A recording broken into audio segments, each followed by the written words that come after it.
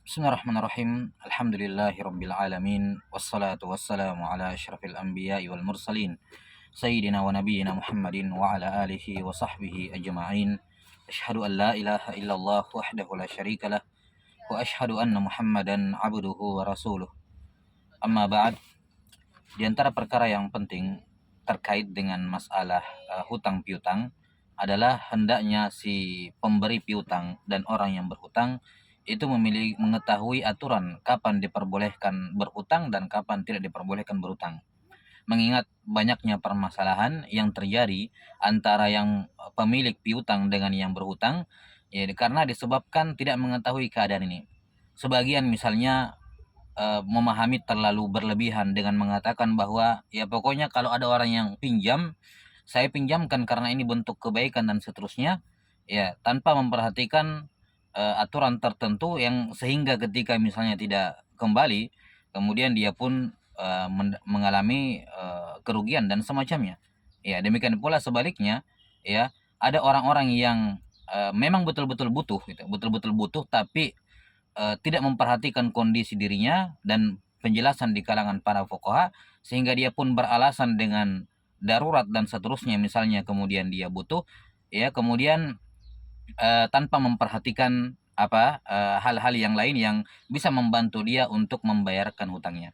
Ya, maka para fuqaha rahimahumullahu taala dalam pembahasan utang piutang dan juga dibahas oleh para fuqaha dalam pembahasan mustahik zakat ketika menyebutkan bahwa di antara mustahik zakat adalah orang yang al-gharim, ya, orang yang berhutang, diterangkan syarat-syarat kapan seorang itu diperbolehkan berhutang.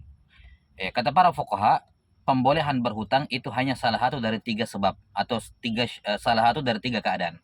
Jadi tidak mesti terkumpul tiga keadaan ini, cukup salah satu keadaan sudah dibolehkan. Ingat, hanya dibolehkan, tidak dikatakan sunnah minjam apalagi wajib gitu. Hanya diperbolehkan minjam kalau terpenuhi salah satu dari tiga syarat. Syarat yang pertama mutor. Jadi memang dalam kondisi darurat membahayakan nyawanya, ya, atau keluarganya dan seterusnya yang berhubungan dengan nyawa atau hal-hal yang berkenaan dengannya. Kalau dalam kondisi mutor, maka sudah boleh dia Sudah boleh dia untuk berhutang. Hukumnya boleh dia meminta hutang kepada orang-orang yang mampu dan seterusnya. Ini yang pertama. Keadaan yang pertama kalau dalam kondisi darurat, mutor. Kemudian kondisi yang kedua, dia memang bukan mutor. Mungkin dia tidak dalam kondisi mutor, tapi syarat yang kedua adalah dia memiliki apa uh, penghasilan yang zohir. Zohir itu artinya kelihatan secara kasat mata gitu ya. Kalau dijelaskan kita bisa tahu gitu. Secara hitung-hitungan dan kertas juga jelas bahwa dia punya penghasilan yang akan digunakan untuk membayarkan hutang nanti. Ya misalnya kalau di akad kredit misalnya, dia kan kredit kan biasanya ada peninjauan penghasilan orang tersebut berapa. Ini termasuk kalau dia punya penghasilan gaji seberapa, dia pinjamnya berapa, beli barang berapa dan seterusnya. Sementara gajinya berapa? Oh, ini nggak masuk ini gaji seperti ini. Nah, ini berarti apa? Sama seperti persyaratan kedua ini.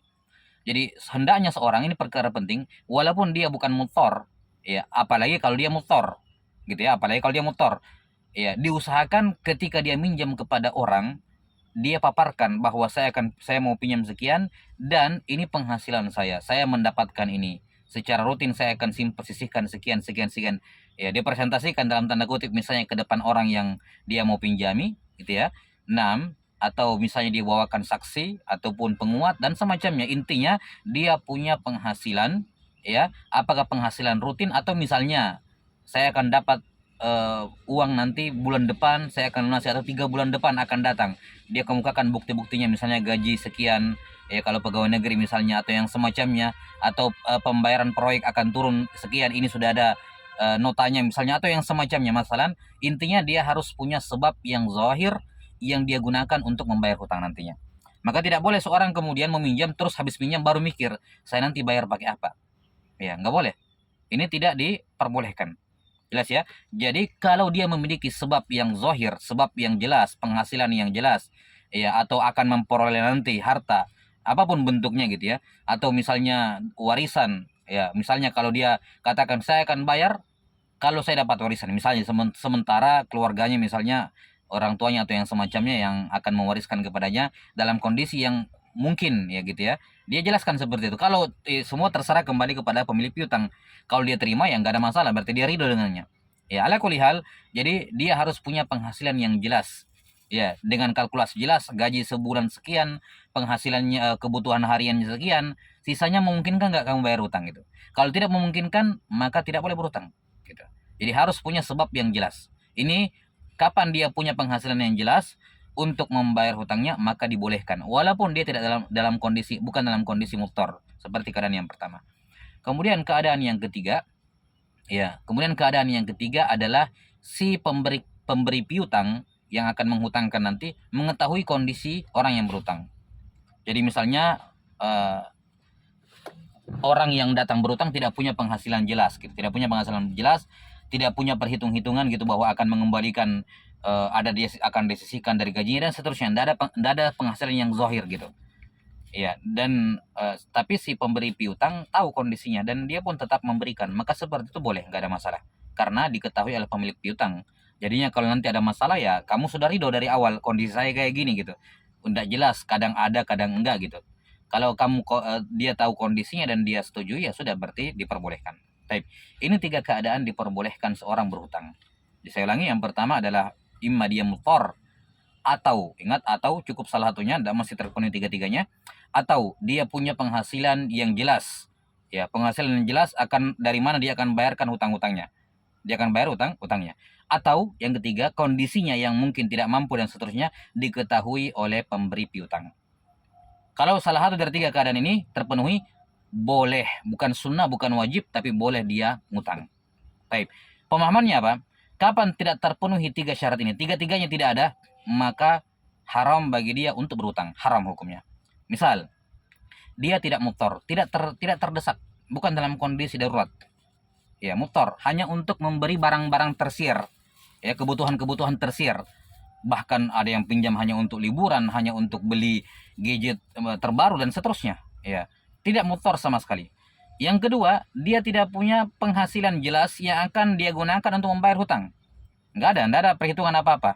Cuman baru angan-angan, baru hayalan, nanti kalau saya dapatkan modal sekian, saya akan ini dan itu misalnya, dan itu belum jelas, belum ada perhitungan di atas kertas dan seterusnya ya, belum ada kejelasan, belum ada sebab zahir berupa penghasilan dia.